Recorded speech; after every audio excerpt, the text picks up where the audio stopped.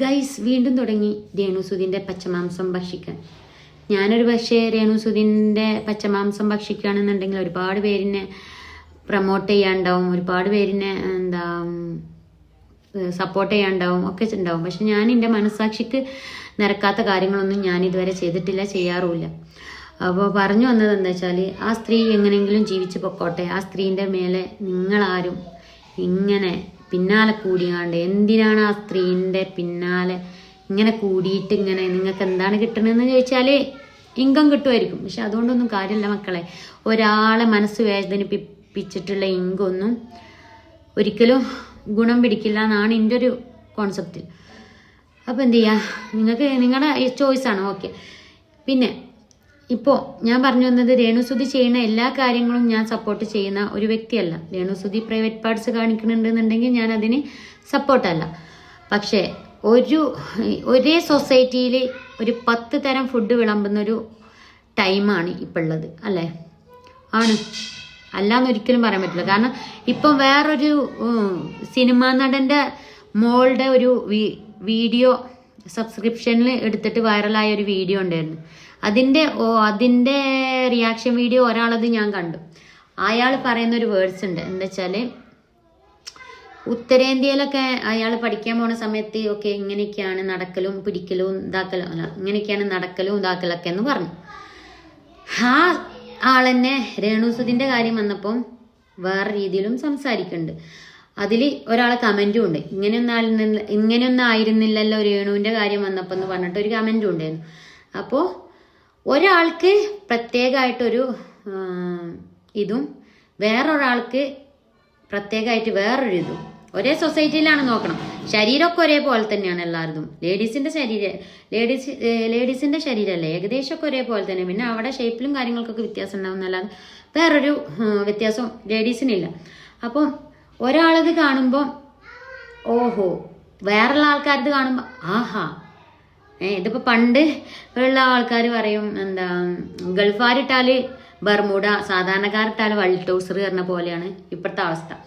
അപ്പോൾ ഇപ്പോൾ പണ്ട് ഞാൻ പറയാമല്ലോ, എൻ്റെ ഒരു അനുഭവം വെച്ചിട്ട് ഞാൻ പറയാം. ഞാനൊക്കെ ചെറിയ കുട്ടിയായ സമയത്ത് ടീഷർട്ടും സ്കേർട്ടും ഇടുന്നു. ആ സമയത്ത് ഞങ്ങളുടെ ഏരിയയിലുള്ള ആൾക്കാർ, ചെറിയ കുട്ടിയാണ്, 5ാം ക്ലാസ്സിലൊക്കെ പഠിക്കുന്ന സമയത്ത്, എന്തെല്ലാം പറഞ്ഞിട്ടുണ്ടെന്നറിയോ? ടീഷർട്ടും സ്കേർട്ടും ഇട്ടിട്ട് ചെറിയ കുട്ടിയായിരുന്ന സമയത്ത്.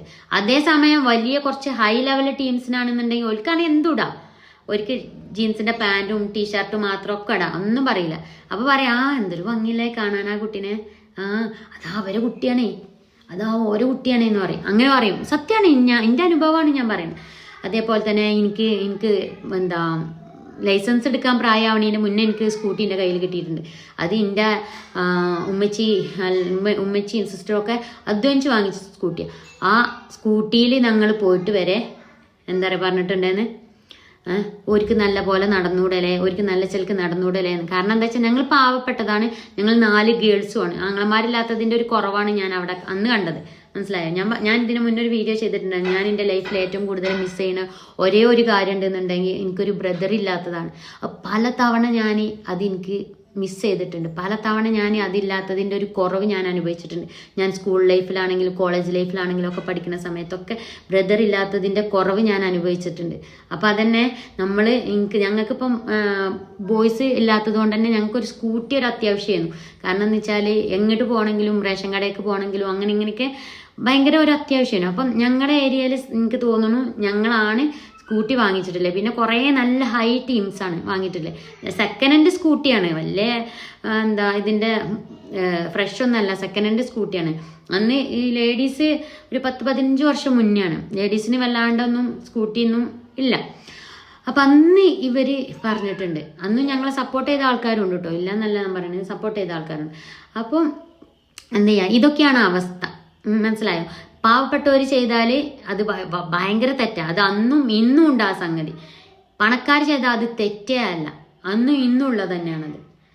ഇപ്പം രേണുസുതിനെ എല്ലാവർക്കും തിന്നാം. കാരണം എന്താ അറിയോ, രേണുസുതിക്ക് ചോദിക്കാനും പറയാനും ആളില്ല എന്നുള്ള ബോധം എല്ലാവർക്കും ഉണ്ടായതുകൊണ്ട് തന്നെ രേണുസുതിനെ അങ്ങനെ പച്ചമാംസം തിന്നുകൊണ്ടിരിക്കും ജനങ്ങൾ.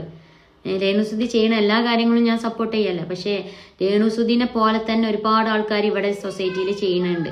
അവർക്കൊന്നും ഇല്ലാത്ത റെസ്ട്രിക്ഷൻസ് രേണുസുതിക്ക് കൊടുക്കുമ്പോഴാണ് ഞാൻ അതിന് അഗെയിൻസ്റ്റ് ആയിട്ടാണ് ഞാൻ പറയുന്നത്. അപ്പോൾ ഇത്രയൊക്കെ ഉള്ളൂ. അപ്പോൾ പണക്കാർ ചെയ്യുമ്പോൾ അത് വലിയ സംഭവം. പണക്കാരിലല്ല കുട്ടികൾ ബിക്കിനിട്ടാൽ വരെ ഒരു കുഴപ്പമില്ല, പാവപ്പെട്ടവരിട്ടാലേ കുഴപ്പമുള്ളൂ. അതൊക്കെ സർവ്വസാധാരണമാണ്. അത് ആദ്യം മുതലേ ഉള്ളൊരു പാർഷ്വാലിറ്റിയാണ്.